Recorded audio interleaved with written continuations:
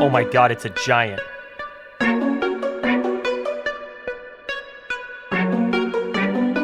Bro, there's just no way that just happened right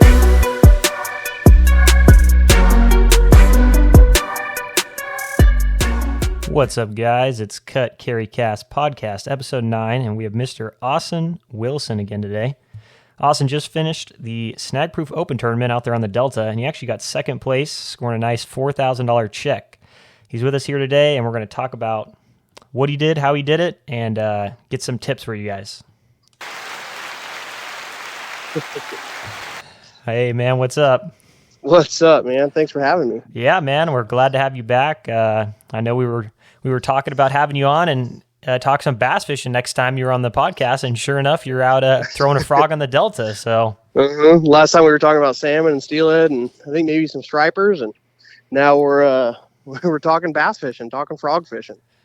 Yeah, awesome. Yeah, I just pulled it up here. So for those of you guys that don't know, on the Delta, they actually have 2 frog fishing tournaments a year. We have the Ultimate Frog Challenge that generally I believe is first, and then after that we have the Snag Proof Open that is through the BBT, Best Bass Tournament Trail, and the Ultimate Frog, I believe, is you can use any frog you want. I believe, I don't know all the rules, but I know they all have to be floating, and I believe they have to be like unmodified, I think. And then the Snag Proof, and you could tell me if I'm wrong, Austin, but I'm pretty sure it's all Snag Proof and Scum Frog, right? Yep, correct. Yeah, and both of those are a 3-fish limit. And you can tell us this too, Austin. On the Snag Proof, do they have 2 different weigh-in times, or is that only the Ultimate Frog? No, it's the same thing with the Snag Proof. First day is from 11, I believe, 11:30 to 6 hours later. 5 to 6 o'clock. It depends on what time we actually. First boat blasts off at 11:30, and then who knows how long it takes to get all the boats out. And then 3 fish per day. So 6 fish total for the weekend. Nice. And what do you think about that kind of 2 different times a day fishing? I personally think it's kind of nice because, if you need a certain tide or whatever for your pattern, you're not going to be just like completely screwed on both days. You might have an option to kind of like make up the next day or whatnot. Yeah, exactly. The thing is that, everyone knows, well, I feel like everyone knows the best tide in the summertime for a frog is the low switch. But if you figure something else out to where you can figure out where fish are biting on a high tide, that's the best of both worlds, which I feel like I had going the last couple of years. I had stuff on a high tide and I had stuff on a low tide. But yeah, so, best of both worlds there. And you have to be consistent, 2 days in a row to do well. There's a lot of guys, day one will do really well.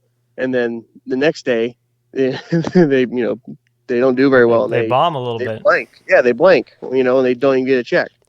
Yeah, so I got some results up here from both tournaments. We'll talk about that super quick. I was it like maybe two weeks in between each tournament or 3 weeks? Does that sound about right? It's a week. They're a week difference. Or a week difference. Okay, so I know Ultimate Frog, maybe a little bit of a cold front for that tournament, or a little bit of like a weather switch. I know. Looks like on the AM side, Mr. Ho and Long, I think is how they say their names, but they had 11 pounds day 1, 12 pounds day 2, total of 23 pounds, and then that was on the pro side. Yep, pro side, and then the AM side, Kirkpatrick and Gonzalez had a 8:33 day 1 and 18:94 day 2 for a total of 27 pounds. Yeah, I bet you they're kicking themselves they didn't fish as a pros. Oh my God, yeah, with a 7:34 kicker. So that's pretty crazy. Yeah, the thing is, actually, there's been a few tournaments, that the AM side actually has more weight than the pro side. From guys that, I don't want to fish as a pro, I'll just fish as a co. But some of these amateurs, they're actually really good fishermen. And I just don't think they have the confidence to step up as a pro. And the pro side is it's all mental. It's just you against the fish, right? So just go out and go fish, and if it happens, it happens. If you know the Delta and you know how to throw a frog, then you might have a good shot at doing well in this tournament. Yeah, and I think with the frog tournament especially, I mean, I feel like it just sets itself up to where, like, you never know, like, someone might just, like, stick one of those crazy bags, and, like, those guys almost had 20 pounds for 3 fish. I mean, that's almost 7-pound average, so. Yeah, which is crazy. That's a giant bag. Yeah, and then I know for your guys' tournament, looks like we got 10, 10.8 day one and 14.3 day two, 25 pounds for Mark Gomez, Juan Acosta, and then you guys came in 944 day one and 1399 day two, 2343. So like a little under a pound separating you guys, right? Yeah, just a little under a pound. And the pretty cool thing was, Juan Acosta and Mark, they won it last year. And then they won it this year, and we got second last year and this year. And then back to the UFC, Hung Ho and his partner, they won the UFC last year, and then they won it again this year. So it's kind of cool to see the repeats in the last couple of years, the guys that, done well last year and this year. Yeah, so, I mean, when you look at the names on these tournaments, I mean, the frog tournament's just like fun. I mean, I fished the Ultimate Frog back when, but I mean, the names you see in it, I mean, there's some serious Delta guys fishing this tournament. It's not just your everyday people fishing for fun. Yeah. There's some good sticks that fish this, these tournaments. Yeah, and I feel like the payout is pretty legit too. I mean, they had what $7,300, and you guys had 41. I mean, that's pretty good for. I mean, this tournament. Not really. What's the entry fee on this thing? I think it was $345. I mean, yeah, that's really not bad.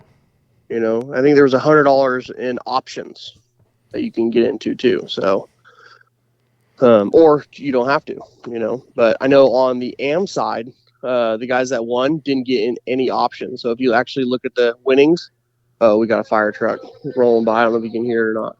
But anyway, I think the guys on the AM side, the second place guys made more money than the first place guys on the AM side because they didn't get any options. Oh, interesting. I think I didn't look at the standings, but I'm just assuming that they did. Yeah, the other thing I found kind of interesting, and I know historically speaking, I always love to look at these results because throwing that frog, a lot of people are going to get big bites, and it looks like an 8.5 was the biggest, or 8 3/4 for your tournament, and 8.5 for the Anglers Press, which, not saying that's a bad fish or anything, but I mean, it's not uncommon to see people weigh a double digit in these tournaments. Yeah. Actually, my biggest fish that I weighed in this tournament was 953. I think back in 2015. I fished it with Shane Pearson. Him and I were leading. I think we had 15 pounds day one. And then I think we had 4 pounds day two. So yeah, I know my cousin Todd, same thing. He fished one of them like a long while back, and I remember he told me the same thing. He's like, yeah, dude.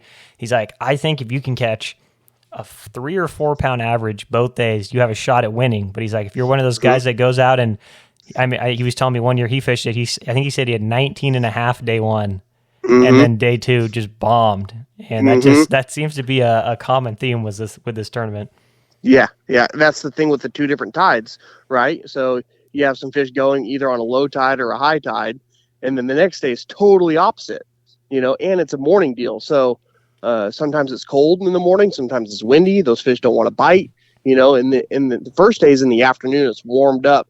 Those fish I feel like for me, the hotter the weather, the better the fishing.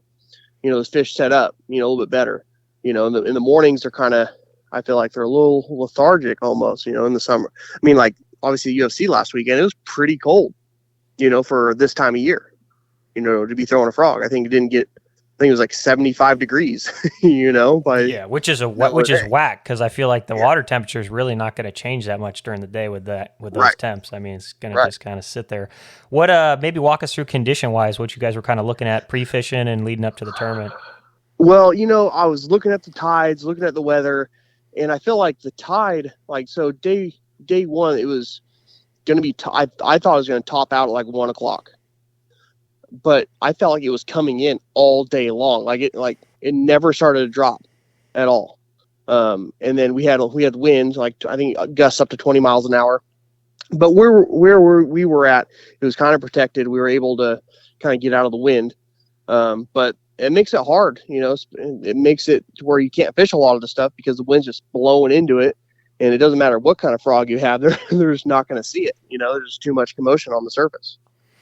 Yeah, I mean, when you look at kind of facing some of those conditions, what do you feel like you're looking for with the frog? I know you mentioned the hot weather. What are some of those other factors you kind of like? So when it gets really hot, I want current. I try to find a lot of current where, it's blowing onto a point, blowing around some wood, and I'm just firing it in open water. I'm not really looking for grass. I'm not really looking for cheese. I'm just looking for where current's hitting like a point. And I'm throwing my frog either in front of the point or behind the point. And behind the point is creating an eddy. The fish don't have to fight as much current. They're just waiting for something to come around that point, and they're going to ambush it. This weekend, this on day one, I think it was 80 or 90. It was supposed to be 92 degrees or 89, something like that. It's supposed to be high 80s, low 90s. And, it's not the best weather. Didn't really have much confidence in the area that I was going to because it doesn't really set up like that. I need hot weather for those fish to kind of set up. And on top of that, I had a high tide, which I had a couple areas I thought I could catch them. And there were really only one area that I had some really good bites and just didn't capitalize, on them. And they just weren't eating it right. But day two, I felt like it was supposed to bottom out at 8:00 and then incoming most of the day. And then the tide I felt like it never started coming up until like, I don't know, 10:00, 10:45.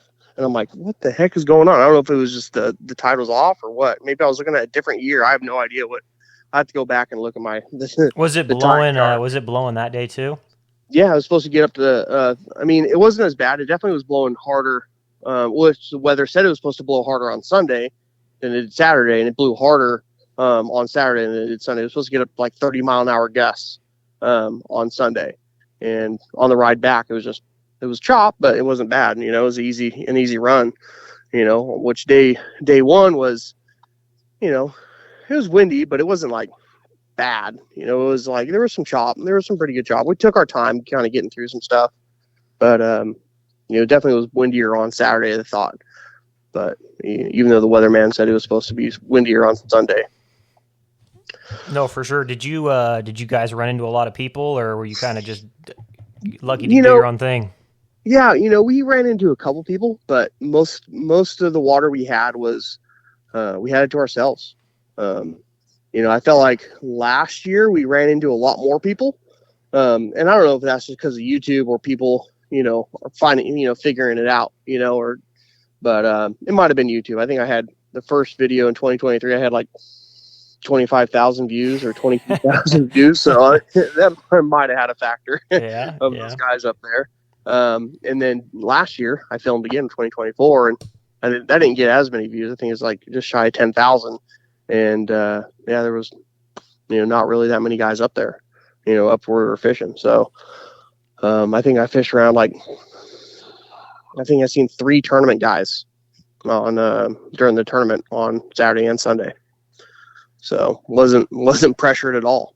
Yeah. Which I think, I've noticed personally, because I'm always usually fishing like around the time of those frog tournaments, and I definitely feel like for maybe a week or two, you do feel that pressure a little bit. I think from people pre-fishing and doing the frog deal, like you're always going to get those blow-ups, but if you're in an area where a lot of people are coming through, that's where you start getting those like weird bites. They're not taking it down all the way. If you are fishing the mats, maybe they're just gurgling and they're doing weird stuff, but they're not actually coming through. So that's probably pretty helpful to feel like you have your spot to yourself. Yeah, definitely. There was a couple years ago I was fishing, just fun fishing. I took this kid out fishing and I ended up filming, and I think we smashed like 35 pounds. And we're punching, and there was a couple frog guys in our area.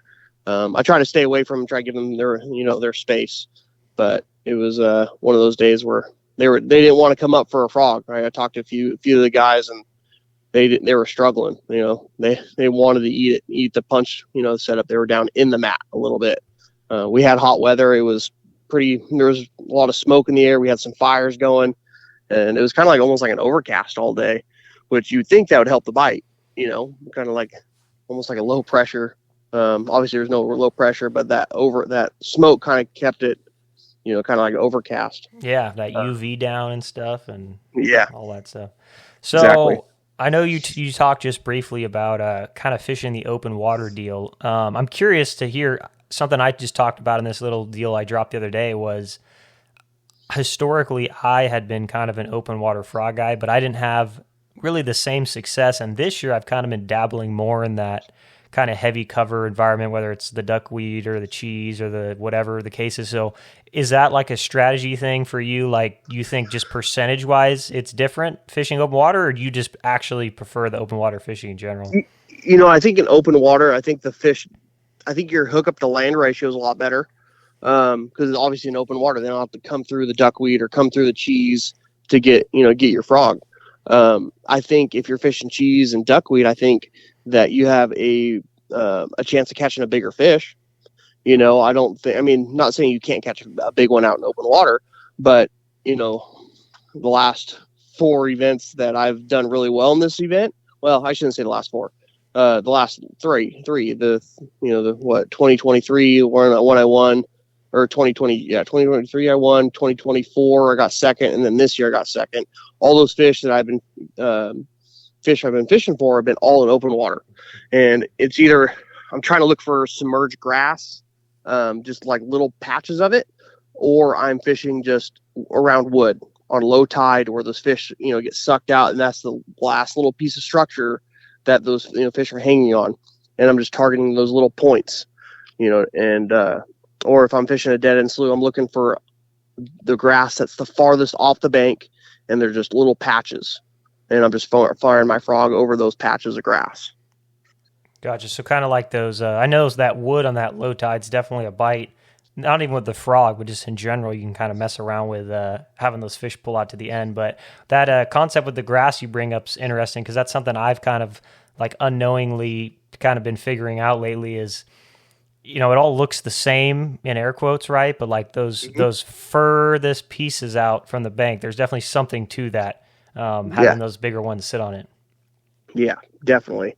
Those fish don't want to get up right next to the bank because there's not much water up there, and all the grass, I feel like, compresses, and they don't want to be around all that compressed grass, so they just suck out to that little. I could be wrong. They could just live out there. But I feel like they just move out and kind of stage up. Those clumps of grass, waiting for that higher tide so they can slide back up where they were sitting. Yeah, and not to say your bag of fish wasn't awesome or anything, but it seems in these last couple tournaments, and tell me if I'm wrong, but you haven't really caught any like big ones, right? They've all been like kind of like almost clones of each other, right? Yeah, I mean, last year I did catch a 7 in one spot. But other than that, they're all been, high 3, 4 pounders. This year I caught 5, but yeah, trying that 4 pound average. And where does that put you? That puts you about 12 pounds. And if you have 12 pounds a day, usually, you're going to do really well or win this thing. Which is interesting. Yeah. Mm-hmm. Because it seems, like even in some of these tournaments in the past where I've seen guys stick those 10s or those big ones or whatever, I feel like I haven't seen one where they won like that in a while. Like it's like we said, it's kind of been that one day and then day 2 nothing or whatever. Mm-hmm.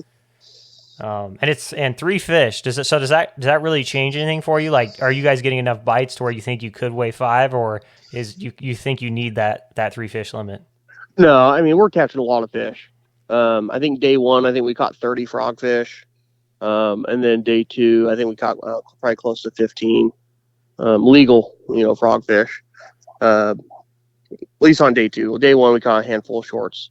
But this year was actually, I felt like a little bit tougher, than the last couple of years. I mean, last year and the year before, I feel like we just put a hurting on them. But we had warm weather.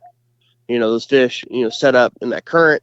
This year we had some colder weather, and yet we're on a warming trend right now. So I guarantee you by this weekend, when it's supposed to be, 99 on Friday, 100 on Saturday, and 98 or whatever on Sunday, I guarantee you they're going to be chewing. They're going to get in that current, and you can put a hurting on them.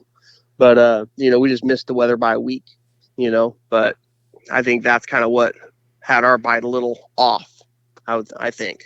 Yeah, I mean, for guys trying to find some of these kind of like frog spots, do you feel like, I mean, a lot of the things you're saying to me kind of just are speaking just summer in general. Do you think a lot of those fish could probably be picked off with like a chatterbait or pitching a Senko into some of those same kind of like areas? Oh, definitely. Chatterbait, you can cover a lot of water, flipping, a beaver or even a brush hog, Texas rig brush hog, just, flipping all the wood or, all that right off that current, off a point, walking it down. I think you'd put a hurting on them if you had a little brush hog, you know, and flipping all this stuff. I think you'd catch 30 fish off at one point, you know, if they're set up there, which I feel like a frog bite, you might only catch one or two, you know, but that are willing to come up. But after a big old explosion on the surface, and you know, I hit them with my 735 and 730 or 736, and they're splashing on the surface. I feel like it kind of spooks them. Yeah, kind of blows the spot out a little bit. Yeah. Yeah, so you mentioned a little bit setup wise. Kind of walk us through what you would run or what you do run for people that kind of need to set up a good frog deal. Yeah. So I use a couple different rods. I do have some eye rods. I think I kind of throwing the 7, and eye rod and Dobbins are a little bit different how they're rated, right? I feel like eye rod's a little bit stiffer than what they say. So like a 744, I feel like is really like a Dobbin, like on Dobbins side is 745. Yeah, I agree with that. You know, and so I was throwing a Dobbins or iRod 744 for my open water frog, and then for my mat frog, I throw a Dobbins 736, and that's for the cheese. It's really has a lot of backbone, so when I do hook one, if I'm fishing cheese or grass, I can pull them out of there. Or if I'm skipping it way back in tulies, and a big one eats in the tulies, I can get them out of there. And then my 735, it has a softer tip, so I can like skip it, or you know, it really kind of loads up and pops to that frog. It doesn't really like pull it too much. You know, if I have a 736, I'm trying to pop it, I feel like I'm pulling that frog away because there's not any forgiveness on that tip. If that makes sense. Yeah, no, that does. And then what about line reel wise? You know, last year, you know, I felt like I was throwing 50 last year. And reason why I was throwing 50 because it comes off the spool easier. I was able to skip it, and walking my frogs in open water, I felt like they'd walk better. But you know, some of these snag-proof frogs they don't make anymore, and so I actually bumped to 80 this year. Last year I lost 3 popping frogs, and I said I ain't doing that no more. So I went to 80-pound test, and I didn't snap a single one off. Yeah, I mean, depending where you look right now, that might be $150 worth of popping fatties right there. Yeah, or more. I mean, Jesus, some of these. There was one guy I saw a post on Facebook, his little collection, and the dude probably had like 60 of those things. And I was like, oh, I know where they all went. Jesus, you know? Yeah, I've been scouring the internet pretty much from last year, you know, or pretty much, I mean, the last 2 years, I've just been scouring the internet on Facebook Marketplace, eBay, just kind of like waiting for them to pop up. And there's never popped up. There's like none. Yeah, I did find a couple on Facebook Marketplace, but as soon as I hit them up, like this one person, I hit them up. I said, "Hey, are they still available?" She got back to me pretty quick. Well, not quite. I messaged her in the evening, like 10 o'clock or whatever, and then she hit me back up at 2 o'clock in the morning.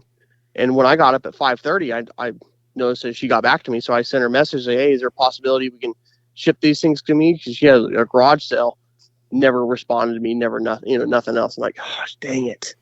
Yeah, it sounds a little morbid, but I think the only reason you're getting a hold of these frogs is if some dude with a sash on passes away or something, and his wife sells them all off or whatever. Exactly. Yeah. Because there was actually on eBay there was, I think, one listed for like 200 and something bucks, which is outrageous. God, I will never spend that kind of money on a frog, you know. And to be honest, like, yeah, you know, snag-proof popping frog is a good frog, but it's not my first choice. If I was fishing any other tournament, I wouldn't be throwing the snag-proof popping frog, even if they were available. I'll be throwing, you know, like the Spro popping frog or the Jackal Gavacho. You know, that's a great popping frog. That's a great popping frog. And there's a few other good ones, but like those are my 2 choices. And then for a mat frog, honestly, I really like the Copper's Live Target.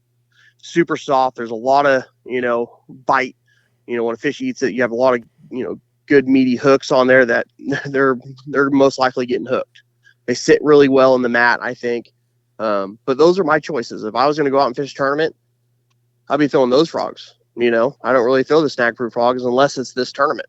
You know. Yeah. Do you mess around with the scum frogs at all, or mostly just stick with the snag-proof?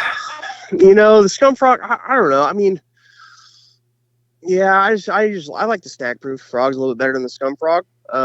I've caught some decent fish on the scum frog, but I feel like, I don't know. I mean, they're skirt material. You have to kind of like mess around with the skirt material and pull some out. I feel like it's too thick. There's like too much there. Yeah.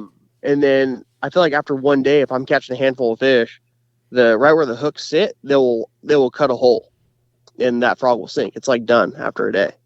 Oh, Okay. interesting. Yeah, I know the way they have the weight in them is a little interesting, because they don't Mm-hmm. like. I feel like the snag proof it sits like horizontally in the water column, but those will kind Mm-hmm. of have like that like rear dip where they're kind of like leaning back. Yeah, yeah, And I don't know how I feel about that. On the paws, I feel like it looks different because that means that yeah. skirt's more like underwater versus like flailed on the surface. Mm-hmm. Yeah, it's a good frog. It's soft. It has good hooks, and I think I fished with my buddy Damon a few years ago, and I caught like a 6 pounder on that frog. So it does catch fish. It catches good fish. But for me, I like the coppers, the spro, and the jackal gabacho. Yeah, it's funny you So bring up the copper frog. I remember when that thing came out. I swear I was like 13, and I was on Clear Lake, and I remember they had like just came out, and my cousin Todd had bought a bunch of them at like whatever that is, Clear Lake Tackle or whatever on like the north side of the lake. And I mm-hmm. remember at the time when you looked at those in comparison to like the snag proof, which the snag proofs are good, but they do like the old ones do look a little silly, like they Yeah, have the painted eyes and everything. And then the coppers have the legs on them, like molded into the body and all the yep, spots. And they look good. yeah, yeah. And like I said, they're super soft. They got a good hook in them. If you do catch a handful of fish on them, the nose does blow out on them. They do get torn up at the nose. But it is a good frog. I really like that frog. Yeah. And You then know, you said you like the coppers for the mats. Is it like I know you said it was like beefier and stuff. Is it actually like a heavier frog? You feel like it sits I like feel like it lower? is. I feel like it is. It definitely sits lower in the mat. I feel like it's a good all around frog because like even in open water, I can sit there and walk that frog in place. It's easy frog to walk. And like I said, if it's on the mat, I feel like it definitely leaves a depression. It sits a little bit, lower in the mat compared to some other frogs. Yeah. What are your thoughts color wise? Do you get like super in the weeds with that or not as much? Not too much. I like my black. Especially if I'm fishing the Delta, black and yellow, black. I've caught them on a bunch of different frogs. Like if you go back to my video, my partner Kirby, he catches one on an all red frog. Back in 2017 when we won, he caught one on an all blue frog. Or he actually caught more than just one fish. He caught multiple fish on an all blue frog. I think it was called Dragonfly. And then which I usually just stick with my black and yellow. Black. I think I fish so fast, down the bank. I I don't give them much of a choice. Casting is huge, right? These fish are eating it in the first like foot of the bank. When I'm fishing the shoreline.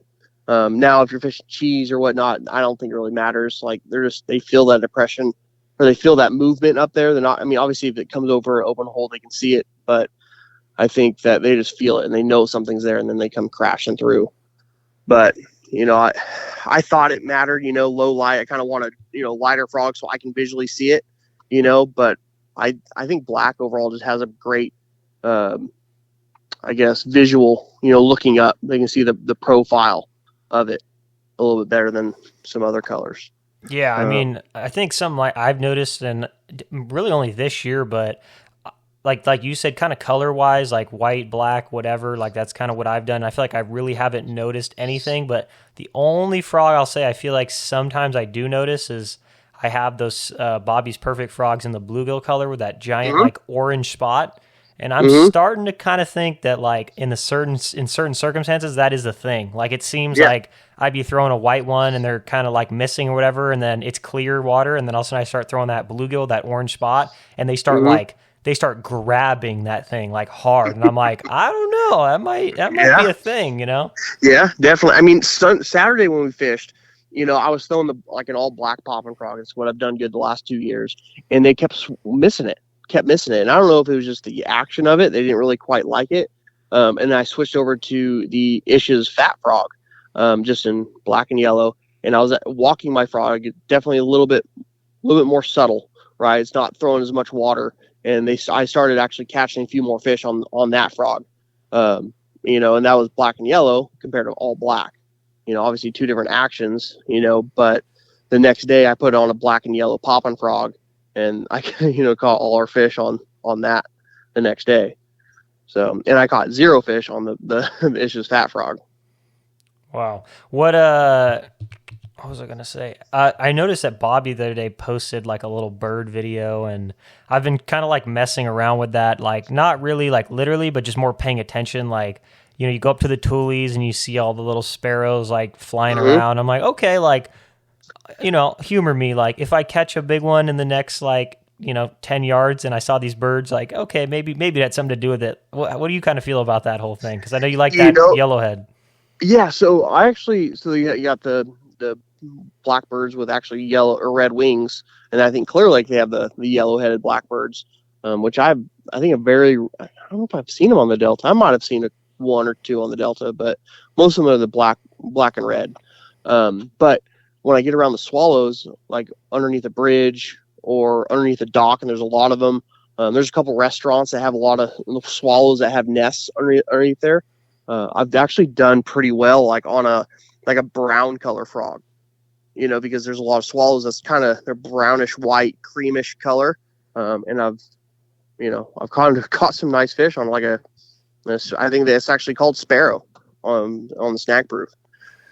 Yeah, I mean, it's kind of a trip. Like in his video, he kind of posted a couple things where I was like, you know what? Like they were standing on top of the cheese, just standing there, and I'm like, that's crazy. If you're a bird, like, do you not know what you're standing on top of? And once I started to see that, I'm like, okay, I can kind of believe it a little bit more now. Especially like you said, like those bridge dwellers that just live under the bridges all the time, like they know those birds are up there floating around and everything.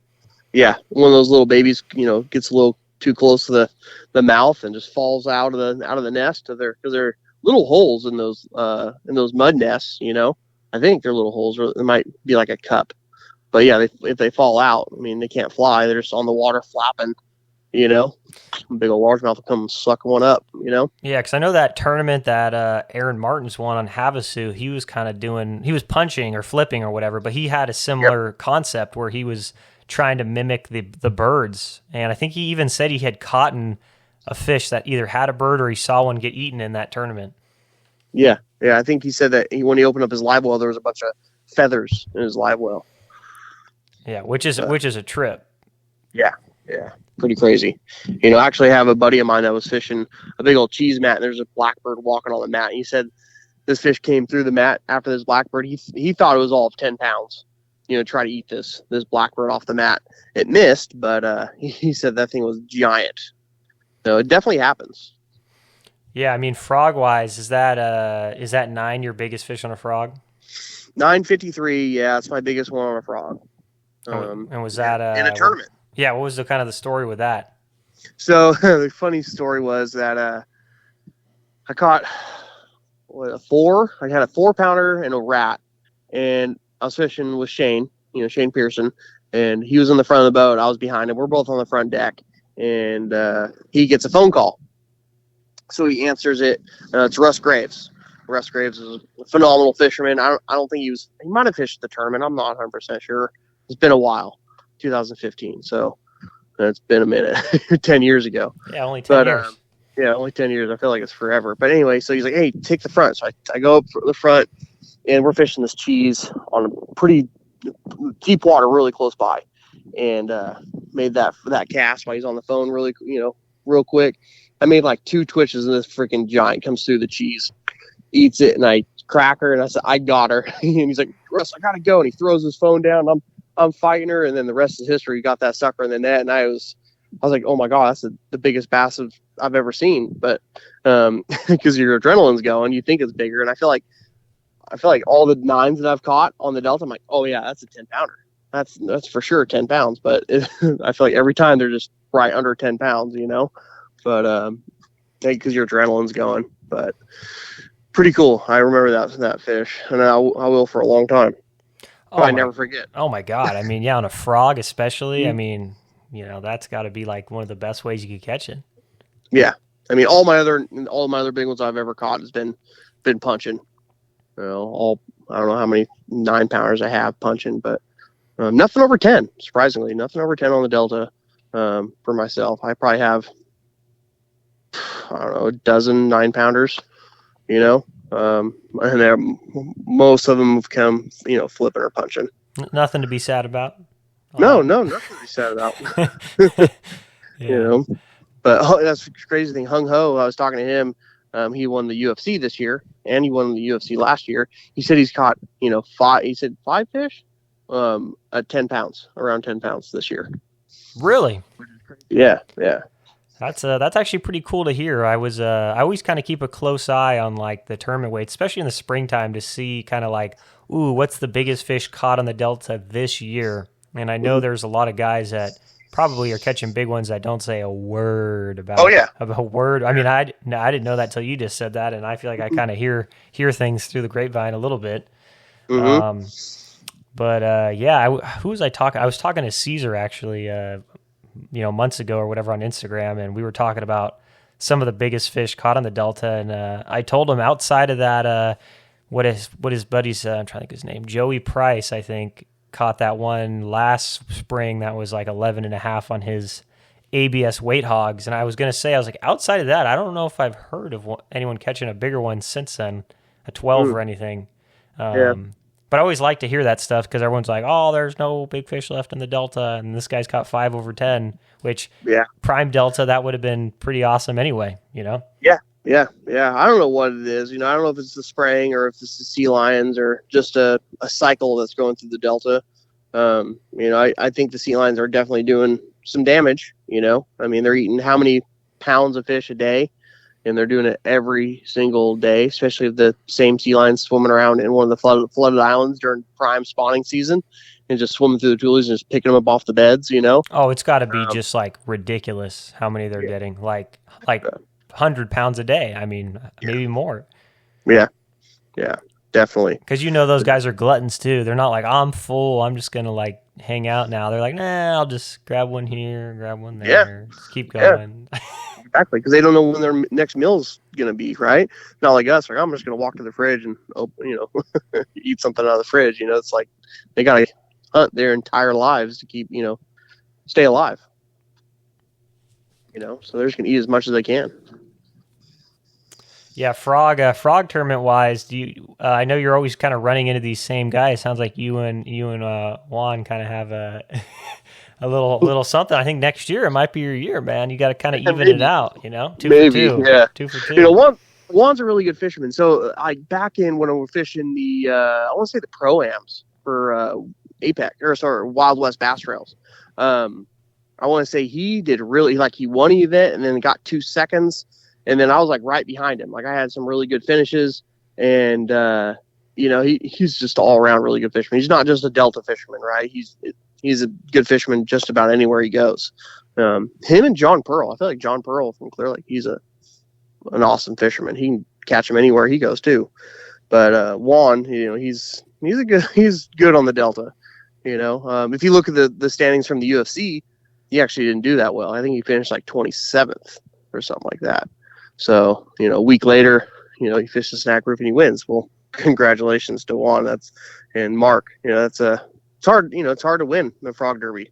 I feel like I've been very fortunate the last couple of years to be in the area that I've been fishing, and catching these fish that are, I feel like, not pressured really, Yeah, I mean, something that I'll point it out for you, but it's kind of funny. I mean, how many times have you fished for bass this year? I've been on the Delta 4 times this entire year. Bass fishing, actually, I think 4 times in general this entire year. I fished in May, and then I practiced one day for this event, which was on, I think, the coldest day leading up to the event. I think I wore a sweatshirt until about 2:00 in the afternoon. Super cold, like all day. Frog fishing absolutely sucked. I think we caught a couple of frogfish, but most of our fish that we were just fun fishing, like caught on chatterbait and some other stuff, flipping. But yeah, it sucked. So, and then my third day was actually the first day of the event, and then fourth was the last day of the event. So 4 days of bass fishing this entire year. So feels pretty good to go out and crack them like I did and make $4,000. Oh my God. Yeah. I mean, that's what's funny. I know doesn't Bob usually fly out just to hang out for these tournaments? Yeah. Bobby flies out and, he films some stuff and he's there, talking frog fishing, and man, he is full of energy. I would love to see that guy hop in one of these just for the point that you just brought up. Is I feel like even though the delta changes, even though every day it's different, like guys like yourself and Bobby and some of these other dudes and Juan, right? I mean, and Mark Gomez. I mean, they went out a week before. They didn't do that good, but I mean, they went out again and then they win the tournament. Like you said, I mean, I think there's a lot to be said about just having all those years out there. I mean, it's just, you don't even necessarily have to be out there all the time. You kind of know what to look for. I mean, tell me if I'm wrong, but I'm sure you got to some of your areas and you're like, okay, like this looks how it's supposed to look. Even though you haven't been out there yet, you kind of have that confidence to lean on. Yeah. It looked really good. And then on top of that, like, I was like, man, last year when I fished a stretch, there was no grass whatsoever. There was not a blade of grass that grew on this one stretch. We pulled up there this year and it was beautiful. I wish I had a punch rod, I was like, oh man, I could catch them right here in this mat. But yeah, it's crazy how much it changes too, every year. I feel like the current wasn't as strong in this one spot. Then again, we had the tide was not the greatest, like it was incoming. And then it just kept, when I thought it was supposed to top out, it just kept going. So just wasn't the greatest in that area, but the grass looked phenomenal, very healthy. And that's what I look for, for healthy grass, not a lot of, growth or slime and on the grass. And sparse grass is what I'm looking for. I don't really like the super thick stuff where I don't think the fish can feel it. I don't think the fish can see it. I want cheese where I can see like lanes going, in that grass or underneath the cheese where I think those fish can swim through. If I'm fishing a cheese mat and it's just a straight wall of grass in front of it, then I don't think the fish can feel it. Or there might be some holes in there, but I feel like it's really a needle in the haystack trying to find that stuff. Yeah, percentage wise, just kind of wacky. I'm curious to see what you think or what you've noticed in your experience. This year, I would like miss a frog fish and I'd be like, oh, he's gone. Like, and I'd move on. But like, I don't know what it is this year. I've caught so many fish on the second cast back after they missed it. Like, I've been like getting them and I'm like, this is crazy. And it's got to be like instant. Like you miss one, you got to get it back there like right away. And a lot of times they're blowing up on it again, especially in the mats. I notice like they'll make the hole and then you cast back and now you actually have a hole there. And then they just eat it almost like in the opening. Yeah, I don't know if that's just like not being pressured, because I definitely got in some areas that I feel like a lot of people fish, and I had they would blow up on it, and I couldn't get them to come back, But I get in some of these areas where I don't think there's a few boats fishing this area, and they would come back almost every time, And it doesn't matter how fast. Like, well, I guess the areas that are not pressured, I can get in there pretty quick, and they're gonna eat it again. But the fish that were, I guess, closer to the ramp, where I think a lot of people fish, I got in there really quick, and they never even came back and looked at it. So I just don't. It could be just the fish are really hot, they're aggressive, they want to eat, or they're just not pressured. It's one. I think it's one of the two things. Interesting. What? So I know you said did you end up filming this one this year? I did. Yeah, I filmed. Actually, was editing before you called. So I don't know how long it's going to take for me to edit this video. I got roughly 30 minutes a night to kind of sit down and kind of edit. Obviously I pick up little man. I'm here with him until about 7:30. I put him down to bed, and then hang out with the wife. And then I'm in bed by 9 o'clock because I got to get up at 5:30 in the morning. So I want to get some sleep. So. I only got roughly a half hour a night to kind of work on it. So I feel like it's going to take me a while to get this video out. Not like how I used to pump them out in about a day, Oh yeah. I mean, I think people don't realize, like, I know your videos are a great example, but like you, Greg Blanchard, some of these other guys, like people watch the videos and like, oh, it's cool. Like they don't realize how much time goes into editing stuff like your guys' videos. Like you got the drone up, you got this up, you got that up, you got all this B-roll. I mean, it's not just like throw the clips together and post it. Right. Yeah. Camera malfunctions. I couldn't I had a camera malfunction this weekend. So like my camera, I didn't have my SIM cards, like certain SIM cards work for the GoPros, right? Or work better for the GoPros. And I have a couple SIM cards that don't really work for the cameras I brought. And so I only had so much, I guess, space to be able to film. So like I just played out my 256 gigs until they filled up, and then I switched the batteries. And I switched the battery on the console, and I switched the SIM card on the console, and then I switched the SIM card on my chesty. Press play on the console. I forgot to press play on my chesty, and lucky thing I pressed play on the console. I should have it anyway. I caught a 5-pounder right after I switched them, but I'm like, oh man, Every time. It's like, oh man, at least I got it on one camera. But another thing that was pretty cool. So like we're going down the slough. There's a fisherman, two guys fishing down the bank, and we're kind of like idling by them. I didn't want to run by them on pad just because it's a really narrow slough, and I didn't want to be that guy, right? So I kind of idle by and talk to them for a minute, and they're like, "Oh, you guys catch them?" And I said, "Yeah, we got a couple, got a couple, 4-pounders, which we did at that time." He's, "Oh man, it's better than us." They're throwing like a drop shot. I think it's chatterbait. Obviously they weren't in the tournament; they were just fun fishing. And he's like, "Oh, you guys in the tournament today?" And I said, "Sure is." And they're like, "Oh, well then go ahead, fish down the slough. We'll get out of here." I'm like, "No, we're going way down here a ways. You guys go ahead and fish. We don't own the slough. You guys can fish down. You guys are throwing drop shots and stuff. So like, if you guys catch them, good. Good for you guys. But we're gonna go down pretty far." Anyways, we go down there, we fish, catch a couple small ones. We turn back around, going down the other side of the slough back towards them, and we get closer. I kind of look at them. They set the rods down. I think they put their boat on spot lock, and they're just kind of like watching.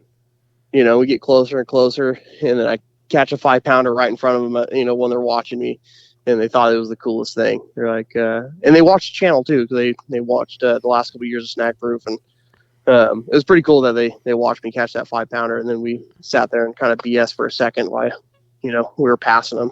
Oh, that's awesome, man. I my next video, you got to check it out. I was doing a river float, fly fishing for some rainbows down near Oakdale, and there's like a rafting company out there, so there's like a steady stream of like rafts with like 10 people in them. God. And I was hooking these rainbows, and like people are literally floating over my line.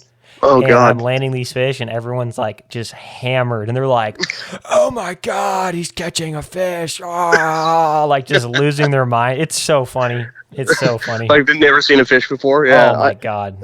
I had the same thing happen on the American, because the American gets loaded with people, and but yeah, it's pretty crazy. And I haven't, but I had some clients accidentally hook some rafts, floating down. And oh yeah, those people are not happy. That's hilarious.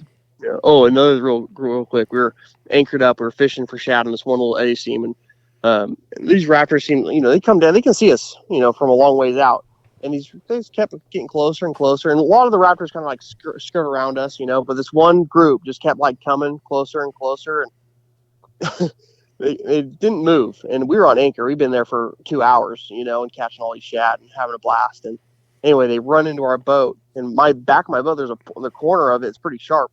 Pop their raft.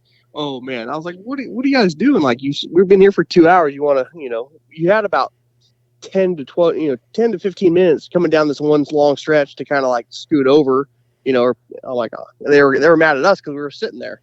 Like, what do you want me to do here? Like, we've been here for a couple hours now, but anyway. Yeah, I don't think the rafters on these rivers are really the most high IQ people I've noticed, but that's just me. I could be wrong. But. You're probably right about that. Well, awesome. Hey, what's your YouTube channel so that people can make sure they find it for when you post that video?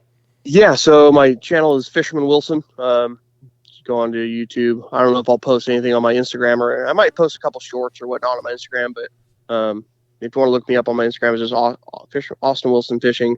And then guiding wise, I am guiding for salmon, steelhead, stripers, and when it's time of year for shad, it's kind of past that point. But salmon and steelhead next couple months, I have a few openings left, for salmon.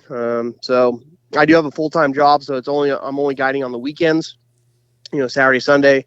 But yeah, if you're interested in going salmon fishing, I think fishing is going to be really good this year. They're already catching some really nice fish. So.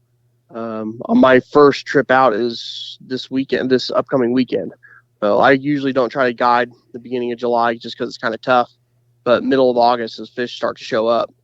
So, but from here, pretty much all the way to October 31st, I only have a couple openings left. So if you're interested on a trip, give me a call or shoot me a message on Instagram or whatnot. But my number is 916-410-4990. If you guys want to reach out and book a trip. Awesome, man. Well, yeah, I'll make sure I link all that information for you guys in the description of the video, in case you guys want to go that route and do a float with Austin. And yeah, maybe we can catch up with you soon, man, and hear about this salmon deal, kind of see what's going on out there. Yeah, definitely. Eventually, I'm going to get my captain's license, and I'll be able to do the Delta, because I've had a bunch of people, want to go out bass fishing, and obviously I don't have a boat to take people fishing, but if you have a boat, I can hop on with you, and I can take do those things, take you out and drop waypoints on your graph, whatever you guys need. But I don't charge as much. Obviously, if I hop on your boat, I know a lot of these guys are charging like $800 to $1,000 a trip, which as of right now, I'm $250 a seat is what I charge. So it's a lot less. But when I get my captain's license, I'll push that more. As of right now, I try not to do those trips. I'm kind of consulting trips. I don't guide. So on the Delta or some of this like Sac River, I'm mostly up on the American, Upper Feather, and then Sacramento, Upper Sac, kind of up by Redding. So, but well, awesome, anyway. Man. We thanks for coming on. I think we got a lot of good information about the frog deal, and we look forward to hearing about some of these salmon soon. Yeah, definitely. All right, man. We'll talk to you soon. All right, bye.